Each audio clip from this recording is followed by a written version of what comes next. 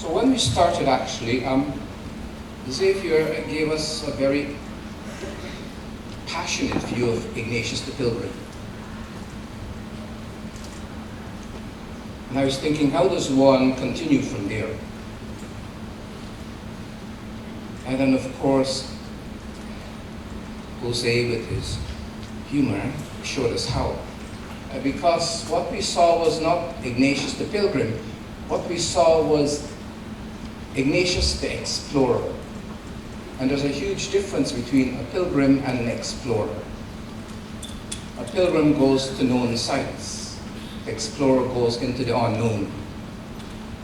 And what Jose showed us was all of those Jesuits from the past traveling into the unknown, transforming that unknown. And I thought this was interesting that Father Stephen, when he was doing the prayer, talked about us being in between. We're all, each of us, in between the known and the unknown. And how do we deal with that? Cecil sort of gave us some view of that. As Jesuits, we deal with it passionately, and we had Cecil's fervent exposition of what it means to be passionate.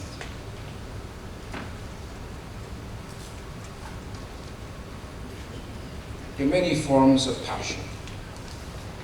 I think the highest form of passion actually is creativity.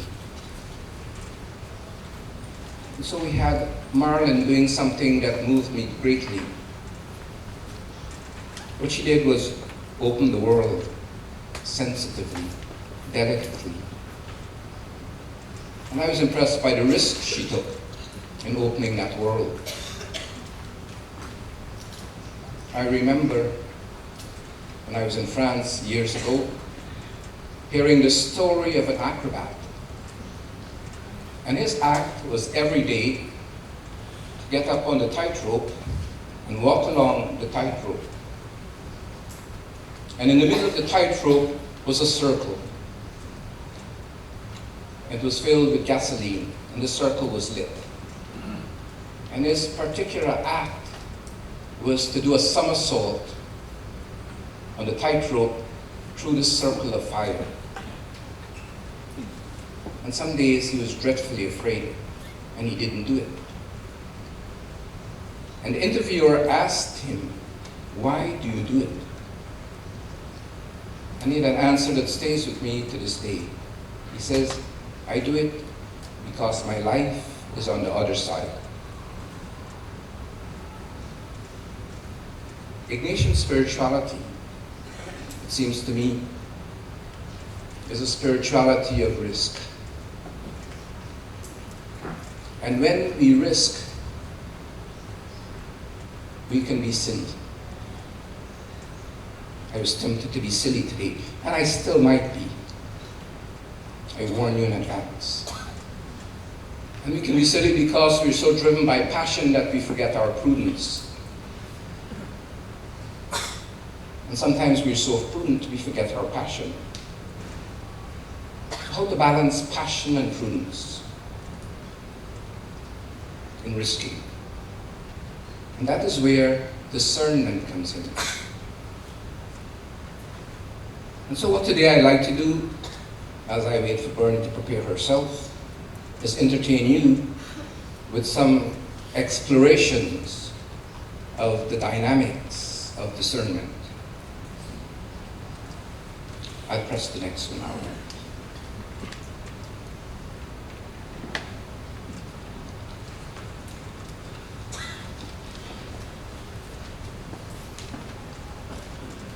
I think that in some sense our lives, oddly enough, as witnesses, gives direction to each other.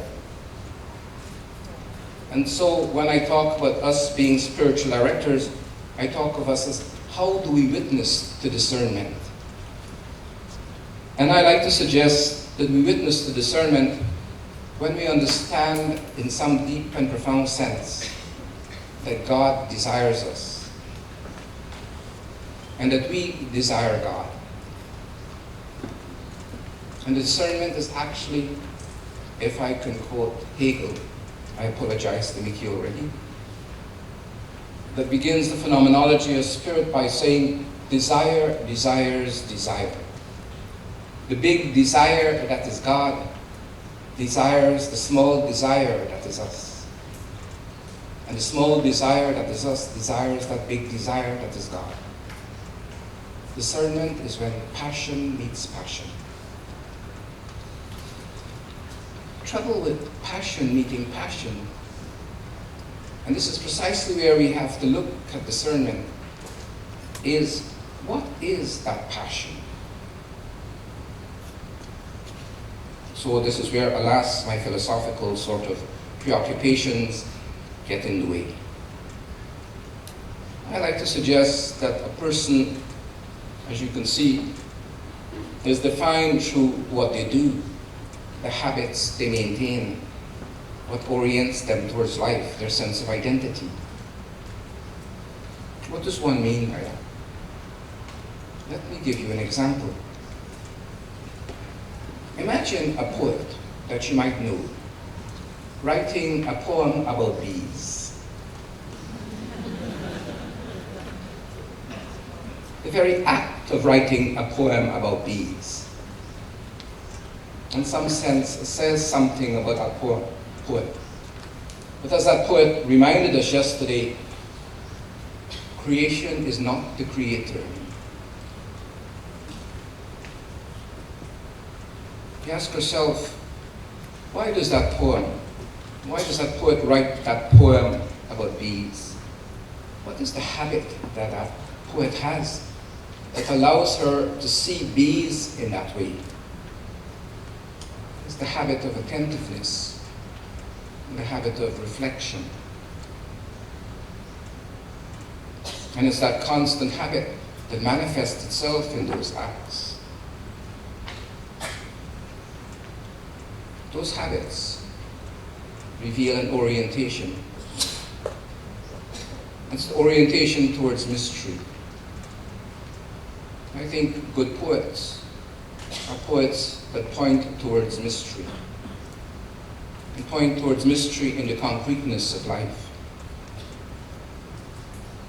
And so we have this peculiar poet's identity, a mystery, being attentive to mystery, a desire, desiring desire, a desiring poet acknowledging the desire that desires her. Hopefully that example works for you.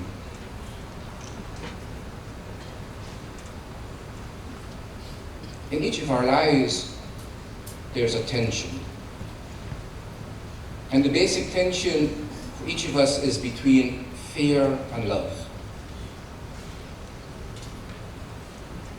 And how that tension manifests itself is precisely in those acts and habits and orientations and our sense of identity.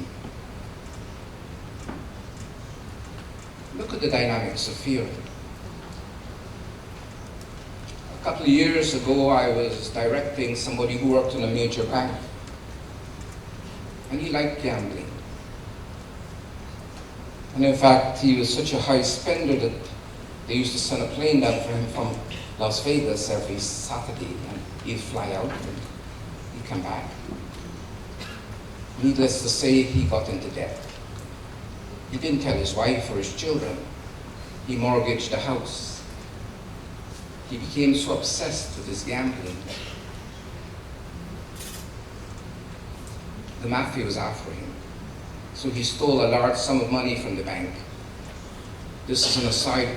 I've discovered with banks that if you steal a little sum of money, you get charged. But if you steal a large sum of money, they keep very quiet because they don't want their reputation to suffer. And so he got off. This is a paid announcement. Note what happened. His obsession led to his addiction. In fact, that he was so possessed, in some sense, that he lost his life in a way. You might think that this is very strange. I like to say there's a sense in which each of us has a pattern that manifests the dynamics of fear. And there's a sense in which we cannot be discerning people until truly we realize that pattern for ourselves.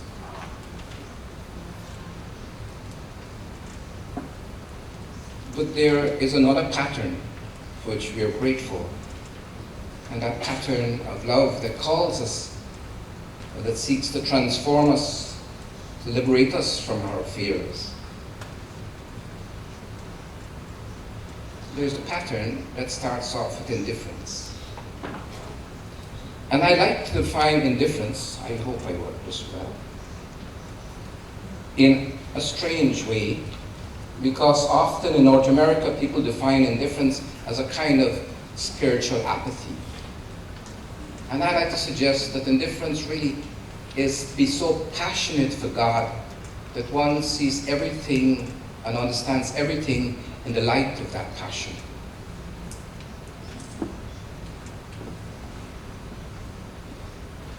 So I go back.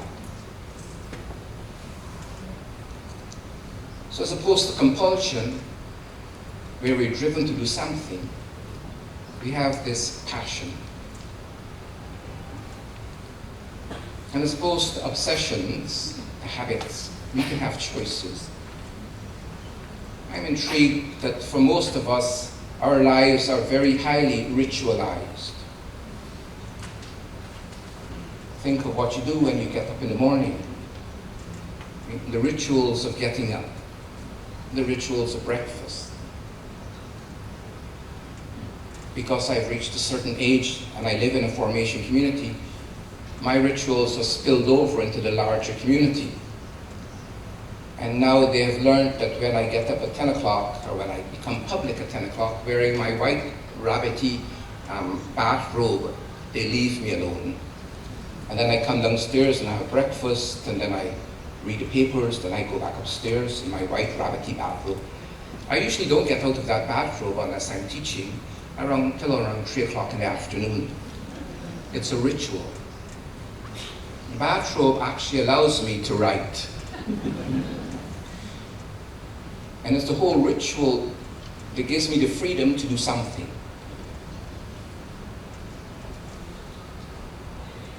But sometimes we can be so obsessed that our habits do not give us the freedom to choose. Sometimes we become so obsessed that we become addicted. Sometimes we can be so addicted even to piety that we have a certain way of how God should behave or how certain people should behave.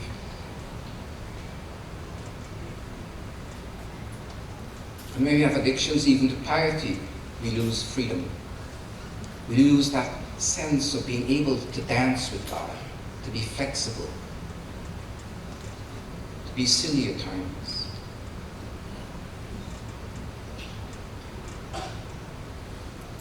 We can only truly be free when we have this dynamic relationship with the Father. I apologize for my sexist language. For that mystery that mothers and fathers us all. And that mystery that mothers and fathers us all, in some sense, is the Creator. And the humility we have is that we are not the Creator. That we are one manifestation of the energies of the Creator, the lighting itself. I say this because often when we are humble, and I don't mean when we whip ourselves and have forms of self-abnegation that are really forms of sickness, that when we're humble, we're only concerned with this dance with God. I like what Mother Teresa says one day. She said, we are not called to be successful. We're called to be faithful. And I think we are faithful by being humble.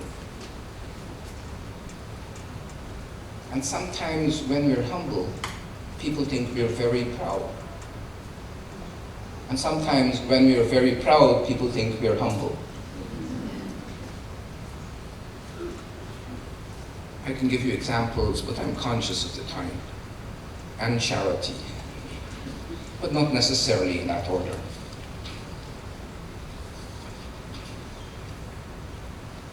So you may ask yourself, how does this really manifest itself? How does this really manifest itself in our lives? The tensions of fear and the tensions of love. And hopefully by now you would have gotten this little piece of paper, which in some sense contains everything I want to say. And it might be helpful if you kept that paper in front of you, because as the slides progress, you might want to check back to see what I am doing.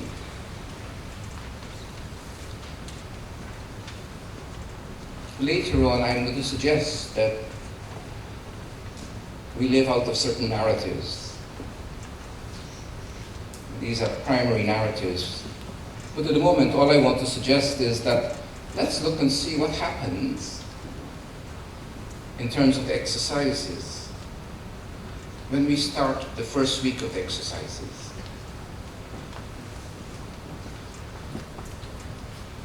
I think when we start the first week of exercises, we start basically because even though we are contented, there's a sort of discontent. Really. I've discovered that truly happy people never come for spiritual direction. It's the people who are unhappy that come for direction because they're discontented. Our hearts are restless until they rest in God. And it's that restlessness that drives us, in some sense, into the exercises. And we start off those exercises in a very interesting way. We bring in the world that we live in, the imagined world that we live in, the world that in some sense has defined us, that has made us secure. And as we start encountering this peculiar God that desires us, this peculiar God not only affirms what is good in that world, but that peculiar God calls us beyond that world. And then we enter the world of risk in this first week. Do we risk giving up the world we know for this strange darkness that calls us beyond ourselves? And it's a life and death struggle. Kierkegaard talks about it as a kind of sickness unto death. And having given the exercises over the years, you discover that the ones who come to you for exercises, after a while, they hate you in the first week. Because you aren't encouraging them to maintain their nice world. And you aren't entering into their nice world and saying to them, you are really a nice person. What you say is, yes, this is good, go back and do it again. Go back and do it again. And you think, why did I waste my money? Who's this little brown bastard that's telling me these things, you know? Honestly, what does he know? And you have to stay outside of being conned into their world. It's painful to watch people suffering. It's like somebody drowning. And then finally, when they can't hold on anymore and they let go, they discover to their surprise that they do not drown. They discover to their surprise that they're being held in a love that's bigger and deeper than their world. They discover to their surprise a kind of rootedness in the mystery that we call Father. It's a liberation. It's a huge liberation.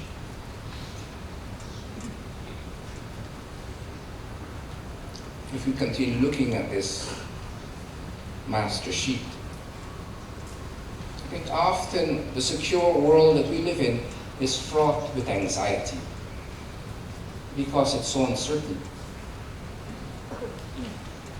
We went to bed last night We woke up this morning, things are different in Hong Kong.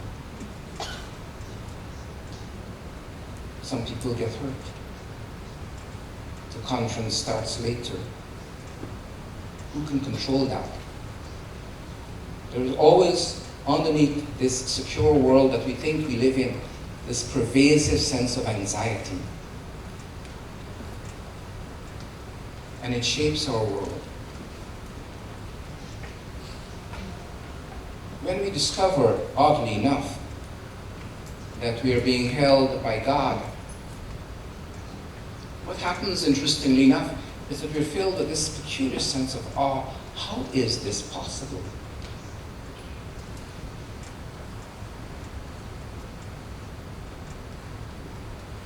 I should tell you a little secret. I hate the night before giving presentations. I hate it with something like an animal passion. I usually don't sleep. And I keep thinking, oh God, this is the time they're going to discover I'm really a fraud. You know what I mean? And it drives me crazy. Suddenly last night, maybe it's because of the wine I drank and the company I kept and the nonsense we did, I slept fairly well and I woke up without this anxiety, and I thought, oh dear, something is going to go really wrong because I don't have the familiar anxiety. What is happening here? But note the goodness of God. That sense of, I expect a certain thing and something else is given. Note what I'm working at. I'm working on the level of experience. What am I experiencing?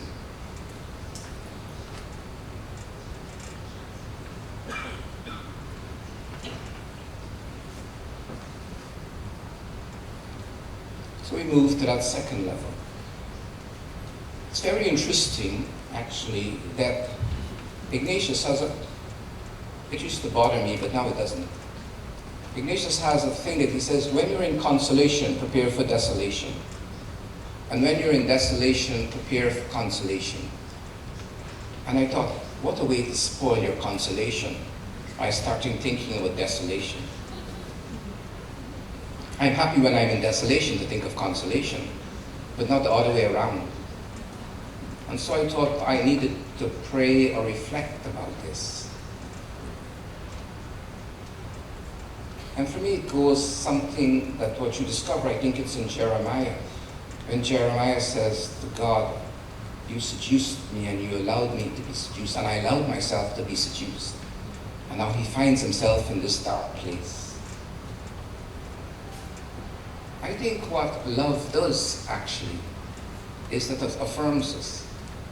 And it affirms us in such a way that we can start walking to the borders of our known world. And as we start walking to those borders of our known world, because we're so filled with passion for God, that we enter into the darkness. And then when we enter into the darkness, God, the wretch, disappears. And we're left in that darkness. And we kick and we scream and we try to get back to that previous world, but it doesn't work. We try all sorts of things in some sense to escape the darkness. And finally, slowly, our eyes become accustomed to the darkness. And we start seeing a little path ahead of us. And we start walking that path, stumbling. And then the path becomes clearer and the desolation starts disappearing, and then after a while, God, like a little puppy dog, appears out of the bushes, you know what I mean, and prances around and licks you and leaps up, and you think, oh no, you've tricked me once, you know what I mean, you go and play with somebody else. No, after a while, you get seduced by that nice little puppy dog, and you go off gambling together, and guess what happens again? You find yourself in consolation. I think, okay, this is good. And then the same thing happens over and over and over again. I was impressed years ago when reading a certain Jewish mystic. He says, I've reached a stage when I can't distinguish between consolation and desolation. But in some sense, what desolation is parts of our life that are waiting to be transformed. And the desolation is like the suffering that wraps that gift. And that when we embrace that desolation and the gift opens, we discover a part of our lives or parts of relationships that we thought we never had. And we become more alive and more passionate. And so actually, desolation is an odd form of consolation. And consolation is an odd form of desolation. I say this because when we are rooted, interestingly enough, when we are rooted, or when we have that experience of being so deeply held in God's love, it isn't that we have been changed. We've been let out of a prison. We've been let out of a prison of a known world. But like prisoners who are let out of a prison of the known world, they carry their prisons with them. And this is what carries us to the second week of the exercises. Because what we bring to that passion or to that sense of being rooted is we bring all the old narratives, the old stories we have with us. And what the second week of the exercises does actually is bring those old stories to another story. The story that's given to us in the stories of the gospel. So our stories meet the story of Christ. It's a very interesting meeting because Ignatius, and I can't do it here, what Ignatius does is very interestingly and cunningly arranges those stories or aspects of those stories in a particular way for a particular point. If you can consider this the next 30 seconds, a footnote, I'll give you an example.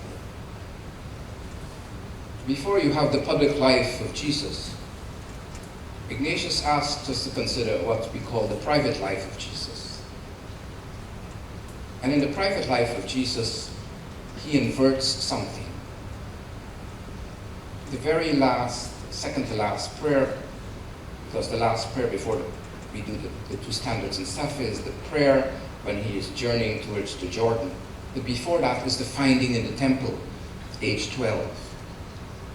But for those of you who remember the exercises, do you remember what's exercised before the finding in the temple? It's the hidden life, from age 12 to age 30. Maybe you might want to ask yourself the simple question, why does he invert it? Why does he have the hidden life and then the finding in the temple? It isn't chronologically correct. What is this man doing? I'd like to suggest that what this man is doing is orienting us to certain something. And orienting us to the certain something is, what does Jesus say in the temple at age 12? I must be about my Father's business. So the second week of the exercises is basically about Jesus being about the Father's business. And as we enter into the second week of the exercises, where we pray for that grace of profound intimacy, out of which flows love, out of which flows service. It's very interesting what he asks us there. For most of us, it's love that leads to intimacy. But for Ignatius, it's intimacy that leads to love. How can this be? I'd like to suggest that for Ignatius, intimacy is being rooted in the Father. And it's out of that deep and profound rootedness emerges the sense, Dominus Vobiscum and all of that. And out of these, I can feel the silliness coming upon me. Bring on the water quickly. It's out of this intimacy flows this love. And it's out of this love flows service. But how to get people, in some sense, to live out of that intimacy? That's what Jesus is there for. Jesus isn't there for us to look at Jesus. Jesus is there for us, in some sense, to orient ourselves and be oriented towards the Father. When I give the exercises, I often say to people, how do you know that you've got the graces of the second week? And they say, well, I love Jesus. And I say, yes, but tell me, what does that mean? I love Jesus. Okay, let's continue the second week. I say this because when you love somebody, they reveal themselves to you. And what does Jesus reveal? What is Jesus' most intimate secret? I like to suggest that Jesus' most intimate secret is his relationship to the Father. When you truly know Jesus, you get to know the Father. John's Gospel is just about that. Why do we have to get to know the Father in this second week? I think we get to know the Father when we start abandoning or finding that the stories we live out of aren't the ones that hold us into life. That what holds us into life is mystery. And I think the dynamic of the second week is precisely developing a relationship with mystery and allowing the mystery to develop a relationship with us.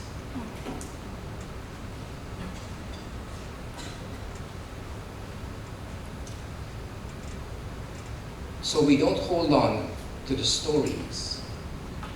We find ourselves caught up in this mystery.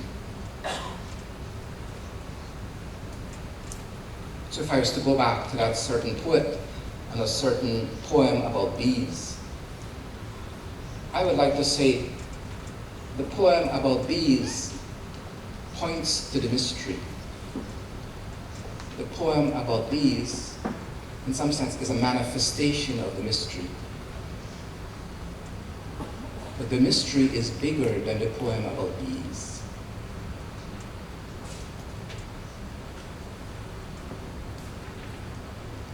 In the second week of the exercises, the tension we are held is, do we live out of the stories we live by, or do we live out of the relationship with this mystery that calls us?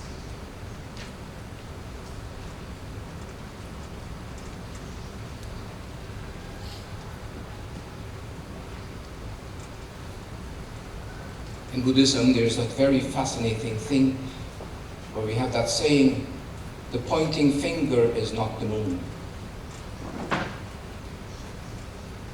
Basically, it goes like this. So imagine that that's the moon. Imagine this is the pointing finger. Please note which finger I'm using. Naughty. Index finger is pointing to the moon. Once you see the moon, you don't need the finger. And what you discover actually is the light of the moon that illuminates the finger.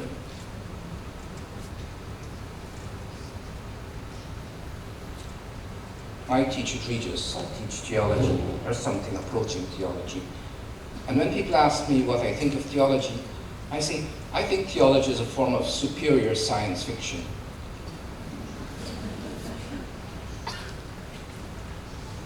It's an entertainment. And sometimes those entertainments get so serious, they become systematic.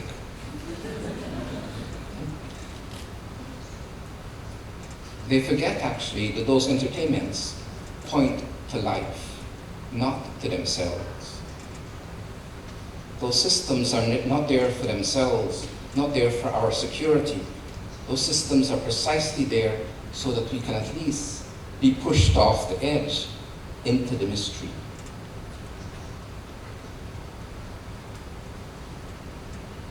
And so the whole journey of the second week is that movement from ideologies, however profound and however theologically correct they are, into the mystery.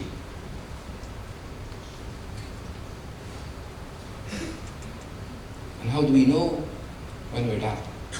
It's when the theologies that we read lead us to a sense of wonder rather than to a sense of anxiety. At Regis College, we have a certain professor, teaches graduate courses, and his claim to fame is that if you do your doctoral work with him, he will guarantee you that that thesis is not heretical. I've read some of the theses. What I think about them rhymes with the word theses. I move on.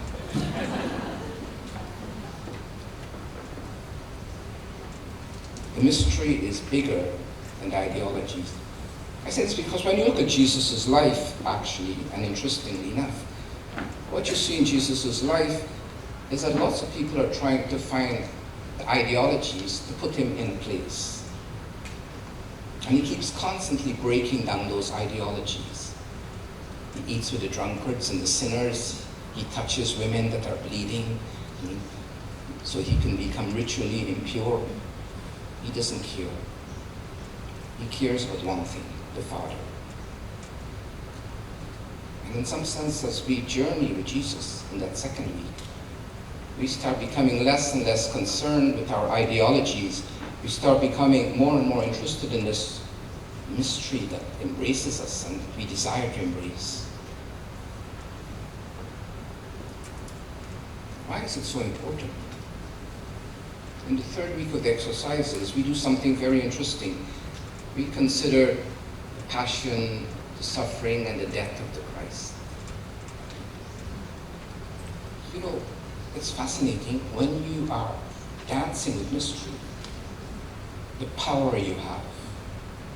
It's an incredible power, really. It's an incredible power because you become charismatic in a way. And people find in you a sort of mysteriousness and they like you, and it can be quite intoxicating in a way.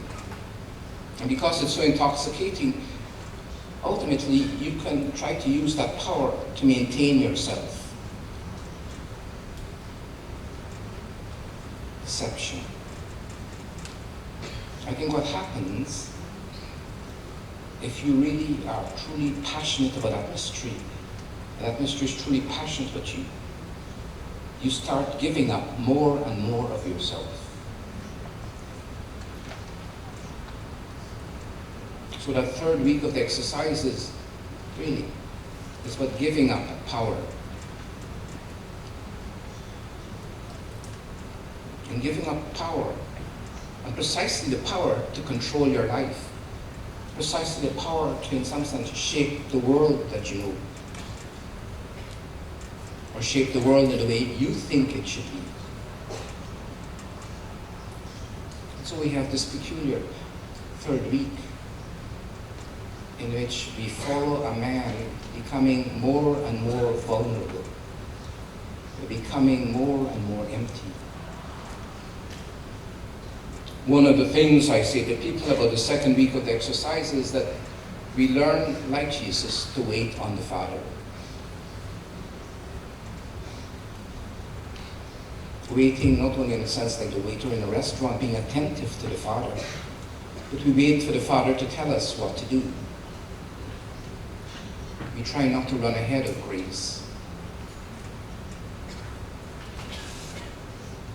Jesus, in the third week of the exercises, waits on the Father. He waits on the Father in the agony in the garden. He waits on the Father on the cross. He waits on the Father in death. He waits. And in some sense, as we claim to be followers of Jesus, companions of the Christ, Jesuits, Ignatian people, we wait on the Father even as we find ourselves in those dreadful situations where our lives are taken away from us. I was touched the other day when Jose was talking about the plague. And the scholastics and the non-formed were sent off, but the formed fathers decided to stay. And the question is, why did they decide to stay? I'd like to suggest that they didn't decide to stay.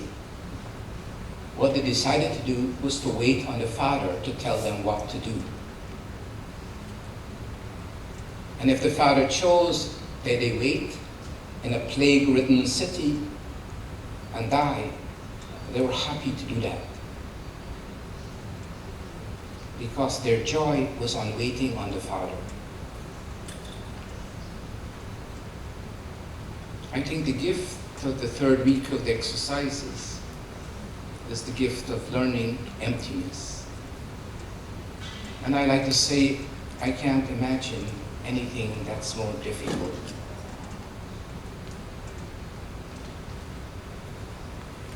Because at times even your desire gets taken away.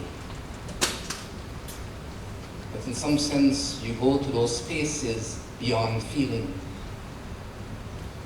beyond emotion, beyond imagination.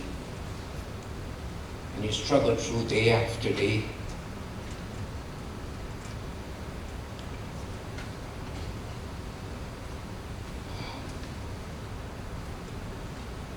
Excuse me for a second.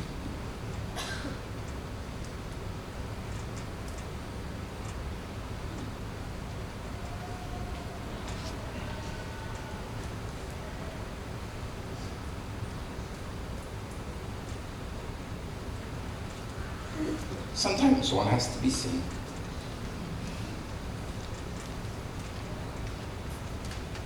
I would think that if we wait in that emptiness, vulnerable, we can become so accustomed to that emptiness. If we wait in that emptiness, we can become so accustomed to that emptiness that we think that's all there is. And oddly enough, we fall into living a life of the status quo.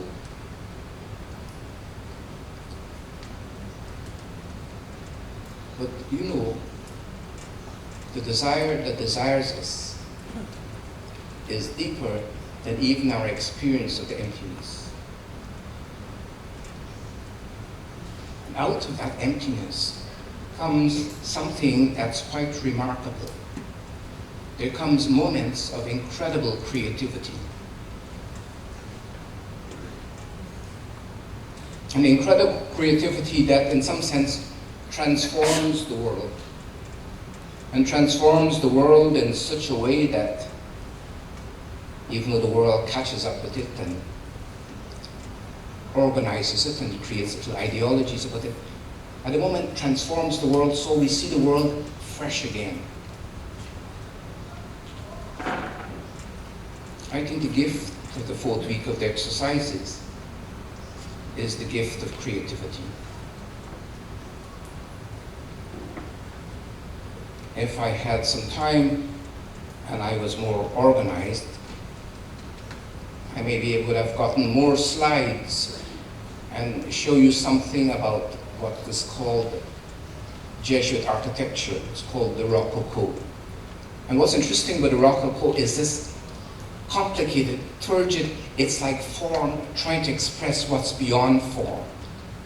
It's,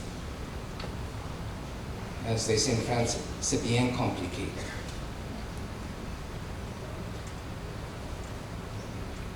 How to express the inexpressible. creativity. My favorite story about Picasso, which I tell every time I talk, is during the war, and Picasso was living in Nice, he used to go down to swim every afternoon. And one day as he was going down to swim, he passed the junkyard. And he went into the junkyard and he picked up two things, and he went back to his house and he attached them together by two pieces of wire. He picked the handlebar of a bicycle, and he picked up the saddle of a bicycle. And he joined them together so they formed the head of the bull. It's now in the Paris Museum. It's called Tête de Taureau, 1943. What I like about that story is that what the world discards as junk, the creative person sees possibilities of new life.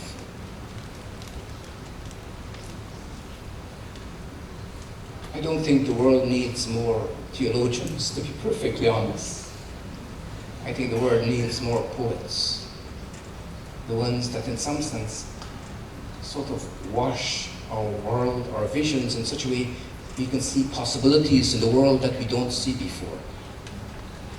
Ignatian spirituality does that. And I think the highest form of creativity is community. Community within ourselves, community with each other, community within nations, community within creation. And in some sense, the Ignatian vision is that creation of community. If I was to give one example of that creativity, I would say I like to think it's this conference. When I think of the complications of creating a conference like this, and when it comes together, people of different colors and races and religions and beliefs come together and share life with each other, share stories. I think that's a huge gift. So what have we done? What I've given you actually is some sense of the tensions that we're causing. So the dynamics of discernment is precisely the tensions between security and rootedness, ideology and mystery, power and emptiness, the status quo and creativity.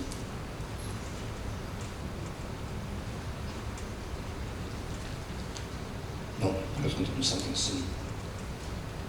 Yes, the little thing says 5 minutes, and actually mine says 2 minutes and 40 seconds. So, but what I'm going to do in these 2 minutes and 40 seconds is say that one of the things that happens, oddly enough, is that the stories we live out of in our contemporary world are the stories where we look for security, where we look for meaning, where we look for community,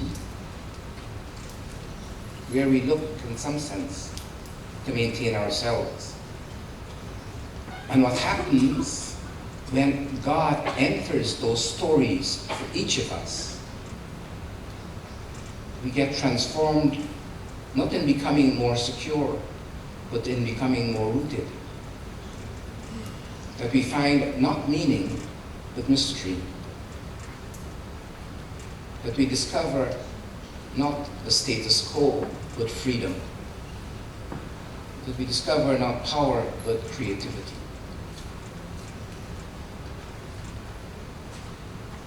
I think the Ignatian vision is a vision that invites us to creativity.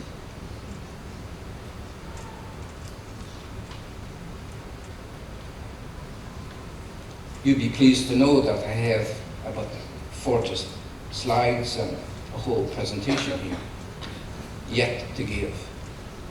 But since I'm here just to introduce you to Bernie and to make sure that AV equipment works, I think I have done my bit. Thank you.